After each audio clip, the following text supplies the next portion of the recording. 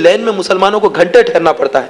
وہ مسلمان جن کے گھروں کو بہت بڑے بڑے میوزیموں کی شکل دے دیا گیا ہے, جو رہتے تھے وہاں پر جھنڈے لہراتے ہیں بھارت کا کہ اتنا بڑا قلعہ انہوں نے تعمیر کیا ہے, وہ مسلمانوں کے قلعے تھے, وہ مسلمانوں کی مملکتیں, وہ شان, وہ شوکت, وہ روب اور دبدبا کہاں چلے گیا سب کچھ؟ کہاں ٹھہرے ہوئے ہم؟ ارے کس جگہ کھڑے ہوئے؟ کم از کم اس کا تو جائزہ لے لو. کتنی نیچے چلے چکے ہیں, کتنا اندر کے حالات ہو گئے ہیں. ہم زمین کے لیول پر نہیں ہیں اس وقت, ہم اندر جا رہے ہیں, ہم عمیق گڑھے کی طرف گر رہے ہیں. اگر ابھی بھی نہیں سنبھلیں گے تو پھر وہ کون سا وقت آئے گا, وہ کون سا وقت آئے گا کہ ہم اپنے آپ کو بدلیں؟ کب ہم اپنے اندر تبدیلی لائیں گے؟ کب ہم سرکار کی سنتوں کو اختیار کریں گے؟ ہم نبی کے گستاخوں کے خلاف بھی بولتے ہیں اور ان کی جیسی صورت بھی بناتے ہیں.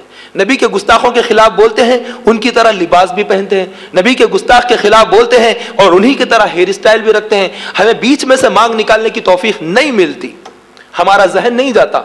نبی نے تو بیچ سے مانگ نکالی تھی, رسول تو کنگا کرتے تو بیچ میں سے مانگ نکالتے, اور ہم تو لیفٹ میں رائٹ میں مانگ نکالتے ہیں, یا پورے کے پورے بال اس طرح سے کر لیے, کسی نے بال اس طرح سے کاٹ لیے, کسی نے اس طرح سے کر لیے. ہم نے عیسائیوں کو اپنا آئیڈیل بنا لیا, ہم نے بمبئی کے لفنگوں کو اپنا آئیڈیل بنا لیا کہ یہ ناچنے گانے والے, یہ قسم کے ذلیل لوگ, ہم نے ان کو اپنا آئیڈیل بنا لیا.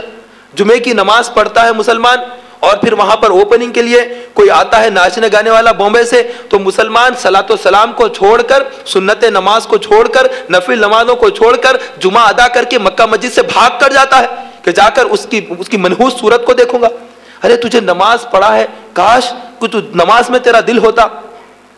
وہ غلیظ منحوس چہروں کو دیکھنے کے لیے تو دوڑ کر جا رہا ہے, سنتیں چھوڑ کر جا رہا ہے, نفل نمازیں چھوڑ کر جا رہا ہے. سرکار کی بارگاہ میں صلاۃ و سلام پیش کرنا تھا تجھے, تو وہ بھی چھوڑ دیا اور تو جا رہا ہے. اور تجھے رستے میں موت آ گئی تو تیرا کیا بنے گا؟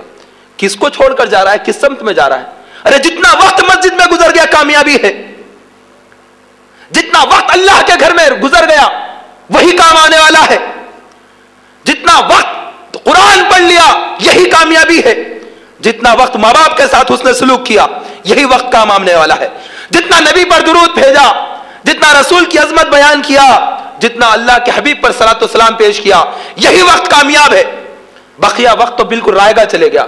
جو کمایا وہ تو خرچ کر دیا, جو پہنا وہ بھی پھٹ گیا, اور جو چھوڑ دیا وہ تو ورثہ میں تقسیم ہو گیا. تجھے کیا ملا؟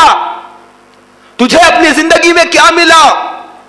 تو نے جو پڑھ لیا ہے, تو نے جو صدقہ کر لیا ہے, تو نے جو ذکر کر لیا ہے, یہی تو تیرا سب کچھ ہے. اور بقیہ تیرے پاس ہے ہی کیا؟ اور یہ سانس کی مالا جب تک چل رہی ہے اسی وقت میں کچھ کر لینا ہے. اور یہ سانس کی مالا جب ختم ہو جائے گی, اس کا آخری مندا گر جائے گا, آنکھیں موند جائے گی, زبان بند ہو جائے گی, اور پھر کفن پہنا دیا جائے گا, تو اس بعد پھر کچھ باقی نہیں رہے گا. ایصال ثواب کے لیے لوگ لا کر قرآن مجید مسجد میں رکھ دیں گے اور اس کو پڑھنے والا بھی کوئی نہیں رہے گا.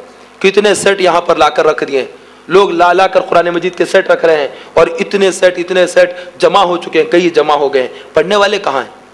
بس یہی سمجھ رہے ہیں ہمارے دادا کا انتقال ہو گیا ہے, ایک قرآن مجید لے جا کر گلبانو مسجد میں رکھ دیں گے, ثواب جاریہ ہوتا. پڑھ کون رہا ہے یہ تو دیکھیں. پڑھنے والے کہاں سے آئیں گے؟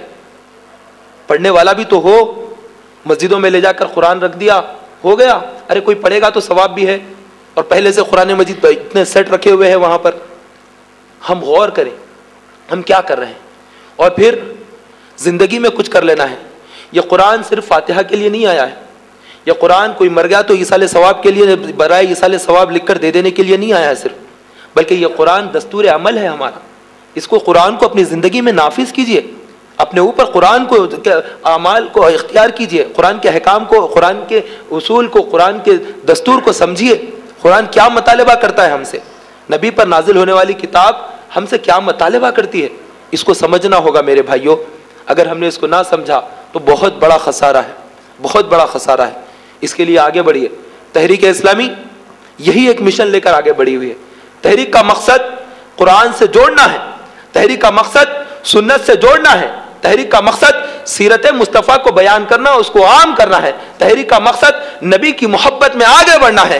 تحریک کے مقصد کو سمجھیے. آپ بھی تحریک اسلامی سے آگے آئیے, تحریک کے کام میں آگے بڑھیے, تحریک اسلامی سے وابستہ رہیے, اور اس کے مشن کو آگے لے کر چلیے. یہ انبیاء علیہ السلام نے جو عظیم کام کیا ہے, وہ عظیم کام جو تبلیغ کا کام ہے, جو نیکی کی دعوت کا کام ہے, جو پیغام رسالت کو عام کرنا ہے, جو شریعت مصطفیٰ کو پھیلانا ہے، یہ عظیم کام تحریک اسلامی کر رہی ہے. آپ بھی اس کے اندر شامل ہو جائیے، آپ بھی اپنا وقت اس میں لگائیے، قافلوں میں وقت لگائیے. ہر جمعرات تحریک اسلامی کا ہفتہ وار اجتماع اسی سنی مرکز مسجد گلبانو نامپلی میں رات 9 بجے سے 11 بجے تک ہوتا ہے. آپ بھی تشریف لائیے، جہاں تک یہ پیغام پہنچ سکتا ہے پہنچائیے، لوگوں کو بتائیے، اجتماع میں لائیے، قافلوں میں سفر کرائیے. انشاءاللہ ان کے اندر تبدیلی آئے گی. اگر وہ بے نمازی ہے تو نمازی بنیں گے، اگر وہ ذکر و اذکار سے غافل ہے تو وہ ذکر و اذکار کرنے والے بنیں گے، اگر انہیں درود پاک یاد نہیں ہے تو وہ درود شریف پڑھنے والے بنیں گے. سب کچھ ہوگا، تبدیلی لانا ہوگا، وقت کی قربانی دینا پڑے گا، پیغام کو آگے بڑھانا پڑے گا. تو آپ سب تیار ہیں اس کے لیے؟ کام کو لے کر اٹھنا ہے انشاءاللہ.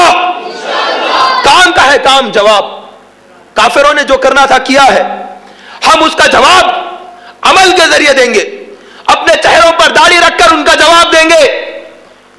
رسول کے دشمنوں کو معاف نہیں کیا جا سکتا، اور اس کی جوابی کارروائی کیا ہوگی؟ ہم سنت پر عمل کرتے ہوئے دشمنان رسول کے خلاف ٹھوس اقدام کریں گے، باقاعدہ طور پر عمل کے ذریعے انہیں جواب دیں گے. ہم اپنے سروں پر ٹوپی پہن کر رہیں گے، ننگے سر نہیں پھریں گے انشاءاللہ.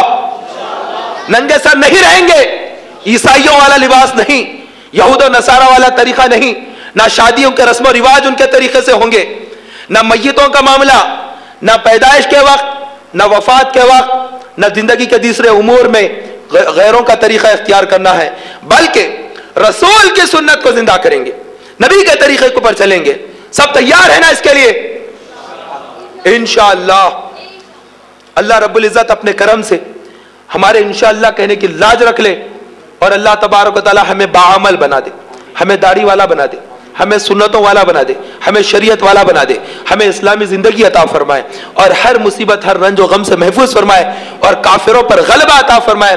ظالموں کے ساتھ اللہ رب العزت ہمیں مقابلہ کرنے کی طاقت عطا فرمائے. آمین بجاہ نبی الامین وصلی اللہ تعالی وسلم.